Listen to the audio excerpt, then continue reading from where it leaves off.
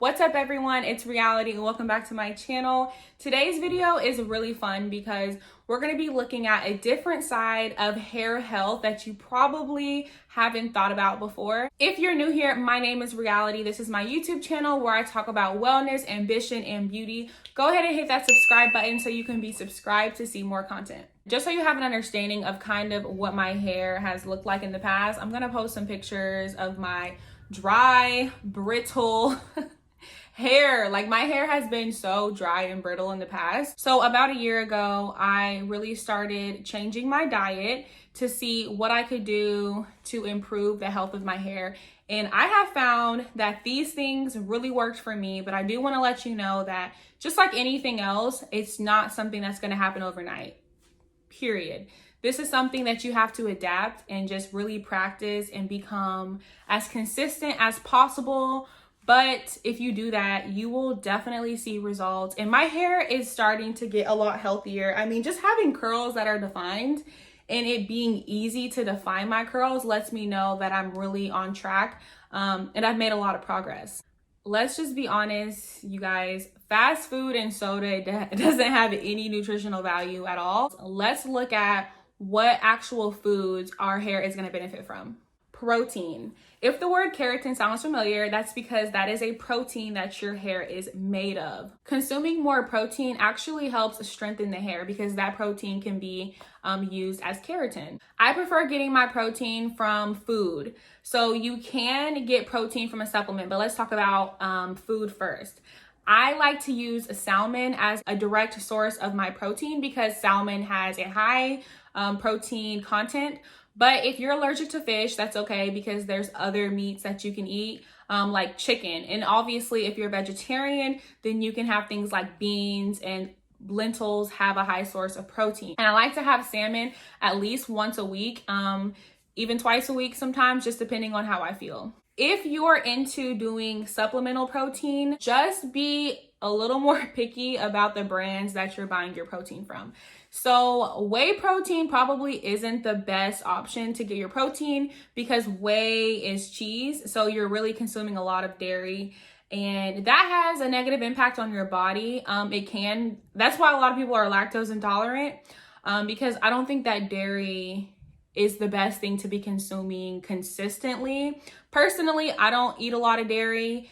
That's just my choice. But there are cleaner brands that make protein. There's vegan, organic brands. This is one of the brands that I really like to use. They have different flavors. You can get it on Amazon and you can read the ingredient list for yourself. So that's the important thing is if you're going to use supplements and obviously the food that you eat, make sure your ingredients are really straightforward. And if you see anything that looks a little, like, why is this in my food? Then probably don't eat it because you should know pretty much everything that's going into your food. So if you weren't consuming protein before, it just wasn't something that came to mind. Remember that keratin is protein. So the more protein that you consume, the more keratin you have for your hair. But don't go crazy with it.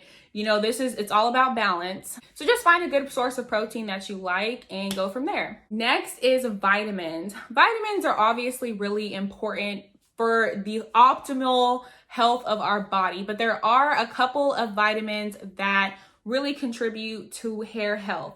The first one is vitamin A. Vitamin A assists the scalp glands in producing sebum. And this is actually an oil that hydrates your hair, and then it also gives your hair all that shine.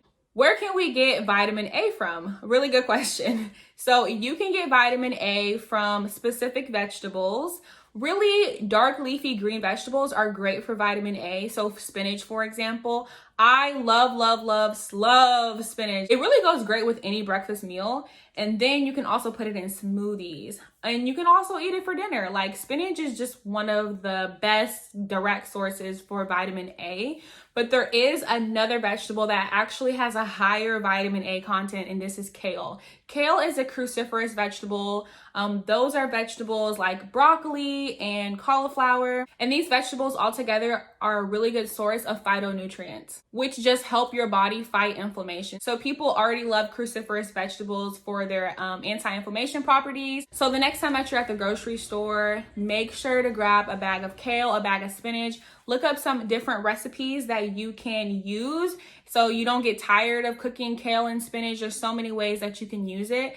And I'm not even kidding you. I think I eat kale or spinach every day, if not every other day. I always grab a couple of bags of them from the grocery store. The next vitamin is vitamin C. Everybody knows vitamin C is like that vitamin. It's like the vitamin that everybody wants, that everybody talks about.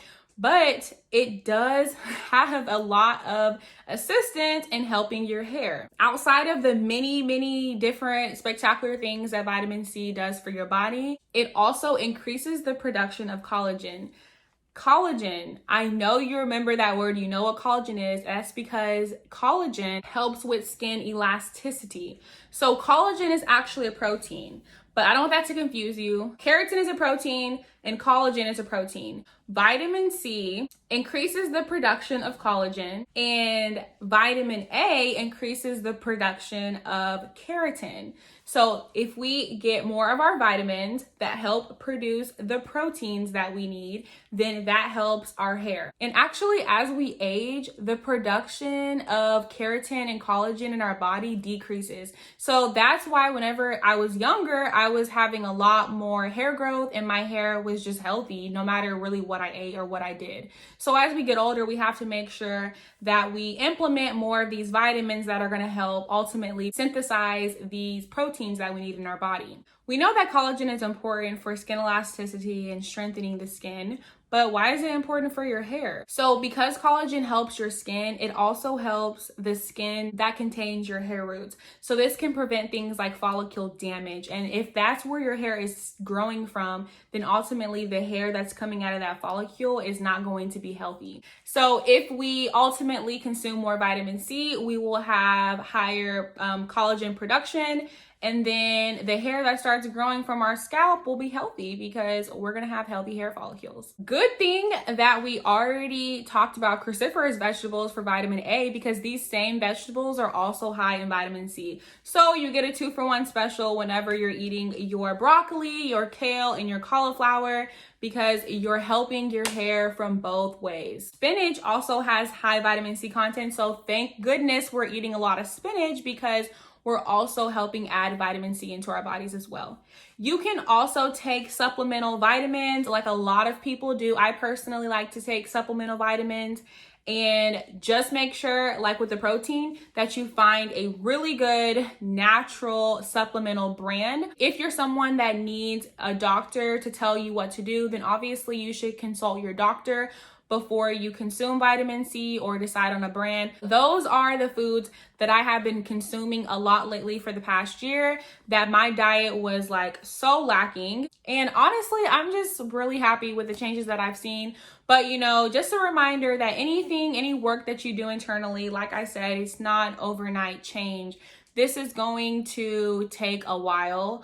But the best thing about this in general is that these foods have a great impact on other organ systems in your body, like your immune system, for example. So while you're healing your hair, you're also healing your immune system, and you're going to be healthier just all around. You know, the point is just to have optimal health. But these foods are specifically impacting the health of your hair. Thank you so much for watching this video. I really appreciate your views, and go ahead and hit the subscribe button because I would love to have you as a subscriber, and I will see you all in the next video. Peace.